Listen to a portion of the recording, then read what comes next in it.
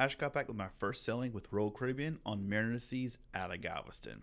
Currently, it's continuing to sail out of Galveston for the foreseeable future on 4, 5, and 7 night sailings. I went on this cruise just before Christmas, December 19th through 23rd. On a 4 night sailing, and after taxes and gratuities, it was roughly $1,100. So, an amazing deal. Kids sail free, so my two little ones were just taxes, fees, was all that was charged for them. Although it was my first Royal Caribbean cruise, this is my 5th cruise line that I've been on. So I had a lot of comparison and I heard a lot of great things about Royal Caribbean. And honestly, I understand why people love Royal Caribbean. Personally, it's not my favorite cruise line, although it is a great cruise line in general. So I'm talking about my first experience with Royal Caribbean, some of the highlights on there. This will give you an idea of if this is a cruise line that's great for you as well. Just like most cruise lines, this boarding process was super smooth. I had my online check-in ready beforehand. I got there a little early, so I had to wait in the lobby area, which was a lot nicer than Carnival's, by the way.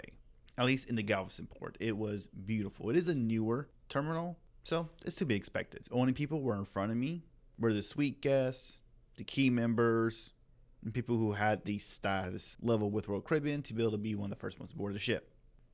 And easily my favorite part of this sailing was the fact that with Royal Caribbean, your drink package starts on day 1 of the cruise. Carnival doesn't start to day 2. You have to pay in full for each of your drinks on day 1. But Royal Caribbean, nope, starts the moment you get on the ship. So that was amazing. So my drink package, I quickly took advantage of that. And what made this even better was the fact that I bought Royal Caribbean's drink package on their Black Friday sale. So if you look at what the Royal Caribbean charge was during the sale, what Carnival has now hiked their Cheers package price to, it was cheaper than Carnival for unlimited drinks. It's a no-brainer. And, well, unfortunately on this cruise, I didn't hit the 15 drink limit as if I was on Carnival. So I never really kind of take advantage of the difference because, well, I had my kids on the cruise. So I didn't get too turned up, unfortunately. But it was an amazing cruise regardless. And one of the first things we did was chill on the pool deck because, well, my kids love to swim. And even though it was kind of cold, they were very adamant about swimming and they had a blast in the swimming area. It was too cold for me, but whatever. We're on vacation. They had fun. And there was lifeguards on duty. So that was a nice little touch. You don't really see that at Carnival very often. But Royal Caribbean, if the pool's open, there are lifeguards right there. One of those things, hopefully you never need them, but they're there just in case. Also on the pool deck is their staff, their servers were just phenomenal.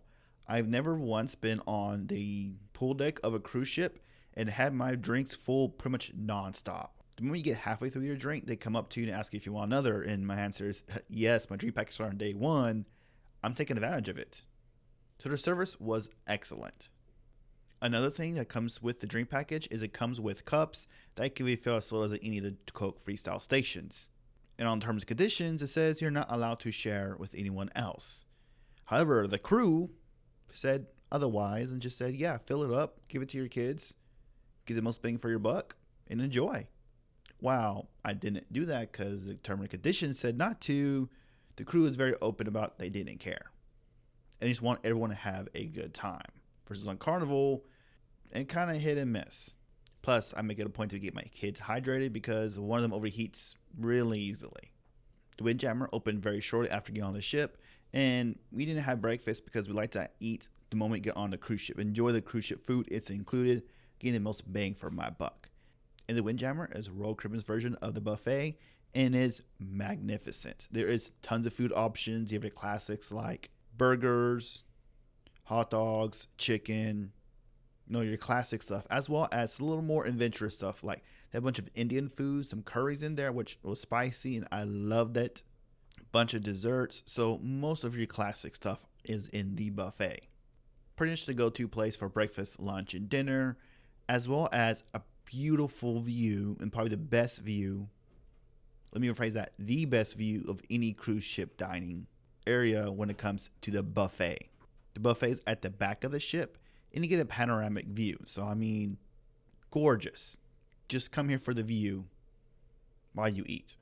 Compared to other cruise ships, the first few hours of Royal Caribbean just blew me away and was the best by far. Well, the exception of probably Virgin Voyages. But Royal Caribbean really impressed me right off the bat. However, that's kind of when things started to go downhill just a little bit. Keep in mind, any criticism I give about Royal Caribbean is just nitpicky, more personal preference because they are a magnificent cruise line. Just not my personal favorite, but they are amazing. So just because I say one bad thing about Royal Caribbean doesn't mean it's a bad cruise line. Everyone has their personal preference. I know my daughter, she loved this cruise, but the one thing that did bother her, my daughter is 8 years old, and just like any child, she is very picky, with the exception of steak. She would have steak all day, every day if she could. And I know that's probably one of her favorite parts of the cruise, especially the eating part, is she has steak every night for dinner. Well, on Royal Caribbean, in the main dining room, they did not have steak every night for dinner. Don't know why. Could do that on Carnival, could do that on Margaritaville, could do that on Princess, could do that on Virgin Voyages.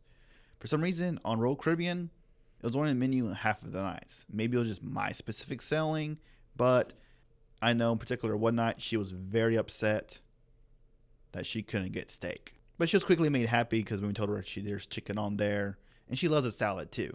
But she was disappointed about the steak part. Don't worry, she got a steak when she got to the steakhouse, which I'm going to talk about here in a second because that was amazing. The main dining room at Royal Caribbean was great. Seems to be a little bit smaller selection than Carnival, which I was kind of shocked by that. But overall, great experience. I love it.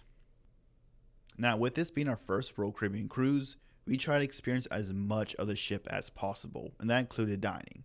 And I didn't want to miss the main dining on Royal Caribbean because it was a 4-day cruise. I want to get the main dining room experience. So the special dining that we did do was on lunch. And again, we booked this through Black Friday. So it was a deal by far. The lunch prices are already cheaper than the dinner prices. But also the Black Friday gave even the extra discount. So all 4 of us ate hibachi for like $30. 2 adults, 2 children, because my youngest child is 5 years old. So therefore, he was free in the specialty dining areas. You try having hibachi for $30 for 4 people anywhere else, you're not going to find it. So it was a great experience. One thing to remember is that you are on a cruise ship, so you cannot have fire on the ship. So the hibachi was a little different because no fire was allowed, but they still put on an amazing show. Instead of the classic volcano thing, but instead of fire coming out top, they made a volcano that spit out lava. It was a great experience, very fun, very interactive. Definitely on par with any other hibachi on land, just minus the fire. Royal Caribbean also had a great steakhouse. Honestly, the best steakhouse of any cruise line I have been on. The most perfect steak I ever had on a cruise ship. My filet mignon was cooked to perfection. The only other steaks that I've had that was better than this was a few places on land, like Hell's Kitchen and a few other high-end steakhouse. So whoever was cooking my steak, if you get that person, it's going to be perfectly cooked. And I hope, since I'm getting this place so much praise, that they deliver that kind of steak every single time. Now, for the entertainment on Royal Caribbean, it is top notch. I love the shows on Royal Caribbean. The shows on Royal Caribbean are more of a Broadway feel than Carnival. Carnival's a little more showy, stunt focused in a lot of their shows, versus Royal Caribbean seemed like it was more of a Broadway style. Lots of singing, lots of dancing. I really did enjoy it. Royal Caribbean also has an ice skating on board the ship called Studio B. You can actually ice skate on there too. So it is very cool to do, and it's no extra charge for that. They also have shows here, which are absolutely amazing. More so performance-based than the production shows. The production shows, like I mentioned, is more of a Broadway feel, versus the Studio B, it's a lot more of a performance, an acrobatic feel to it. An amazing show, and they do a very good job of getting people involved. For example, I showed up a little early to one of the shows, and I was the first one in line with my kids. And the person who was actually taking reservations and the staff room person that was at the door, she actually came up to me and asked if my kids wanted to be part of the show. And of course I said, yeah, I think that would be cool. So towards the end of the show, they actually brought my kids out on the ice skating rink, and they were part of the show, and they just absolutely loved it. I enjoyed the show before that. It's that little extra touch that Royal Caribbean gives. It gives that show an extra little memorable moment to make sure you have an unforgettable time aboard the ship. I know my kids will forever remember that. The game shows were amazing, just like on any other cruise line. Very interactive. I love the Yes No game show. The Love and Marriage show, it had a little twist in the beginning of it. And unfortunately, I kind of missed the beginning, but they had some skits they had to do to be able to be selected up there. I don't really want to give it away because I want y'all to actually experience it. It's funnier probably if you don't know what's about to happen, but it's a good show. As far as a comedy show, unfortunately, I didn't get to see a comedy show because the kids clubs were full. So I couldn't drop my kids off at the kids club, but I guess that's what happens when you book a sailing just before Christmas with a kids sail free to offer. There's going to be tons of kids aboard the ship. So maybe next time. However, the one time the kids were able to make to the kids club, they loved it. They had a great time and they wanted to go back, and they could have and would have if it wasn't full. So when you could drop them off one night, even then we dropped them off for only like 2-3 hours. From my point of view, it seemed like they had less activities than Carnival. Carnival, there was pretty much almost a nonstop lift of activities that were happening every hour or so. At least that's what it felt like for the kids to be engaged in. Royal Caribbean is more of a free play aspect. At least that's the vibe what I got out of it. But when they did do activities, my kids loved them.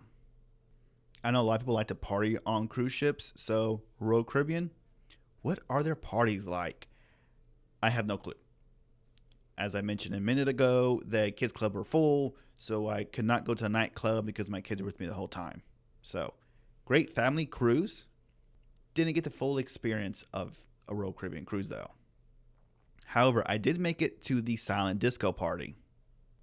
It was a family-friendly silent disco, so the kids loved it as well. Me and my daughter went up there. My son was a little too tired about that point at night because it was like at 10 o'clock the silent disco was, and he was sleepy. So my wife went back to the room. My daughter and I went and did silent disco. And she had a blast. Personally, I'm not a big fan of silent disco. It was fun for about 20 minutes, and then I got bored of it. But that's just, again, personal preference. I prefer the most classic actual party with loud music everywhere. But it was funny, people doing different style of dances because there's 2 different radio stations you can switch on your headphones, and that determines what song's going to play. That's my initial thoughts of what I thought of Royal Caribbean and Mariner of the Seas. Definitely an amazing cruise line. Is my 5th cruise line I've been on. And I want to try every single one of these cruise lines. But when it comes to Royal Caribbean, I think the next cruise I want to take with them is on one of their bigger ships. I want to know what the big ship experience is on Royal Caribbean because I've been hearing people talk all about it. So I'll be definitely sailing on Royal Caribbean again. Hopefully soon we will see what happens.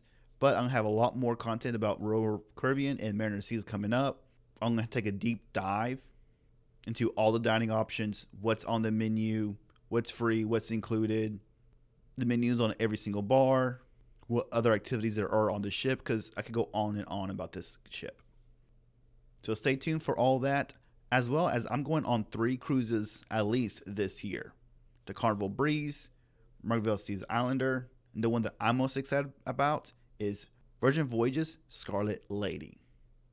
I cannot wait for that cruise line in particular because it's adult only. So be sure to subscribe so you can stay up to date on everything cruising.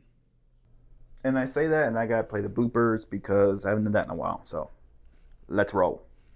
Plus, my daughter is 8 years old. My daughter is 8 years old. But the one thing now that's going to be a lot better of an audio than what I had a minute ago. Testing. 1, 2, 3. Eyes on me. Sinking. 3. Oh, man, my hair sometimes a mess. Sometimes looks nice. And right now it looks a mess. My bald spot not helping. All right, let's try this again. All right, sinking. 3, 2, 1. That was weak. See y'all next time, and cruise on.